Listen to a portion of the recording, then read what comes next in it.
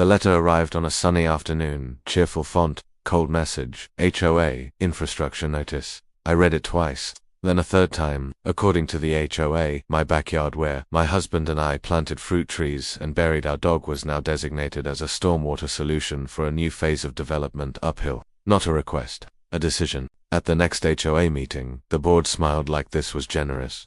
They explained that runoff had to go somewhere, and my lot was geographically convenient. When I asked what happened during heavy rain, the president shrugged. Water follows gravity, so did my patience. The first storm came fast.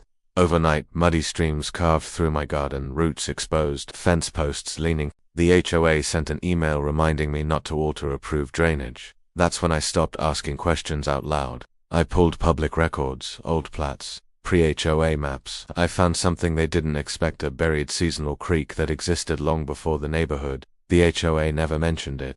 Probably hoped no one would look. Then I noticed something else. Their design violated their own bylaws.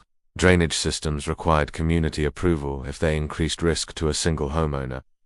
I invited neighbors over. Not for a fight, for information. I showed photos, flood patterns, insurance fine print. Faces changed. People started whispering because if my yard failed, the water didn't stop there. The HOA called me in for a compliance conversation. They warned me not to interfere, so I didn't. Instead, I worked with a hydrology consultant and filed a request to restore the natural creek path, a process fully allowed under county environmental guidelines. No construction, no barriers, just daylighting what was already there. The approval came faster than I expected. The next storm hit hard. This time, the water didn't rush. It moved calmly, following the creek's original path straight through the common greenbelt the HOA had marketed as a premium amenity. Paths submerged, lawns ruined, a picnic pavilion standing in 3 inches of water. My yard stayed dry. Emergency meeting. Shouting. Accusations. The board blamed engineering. Engineering blamed approvals. Approvals pointed to the HOA's original plan.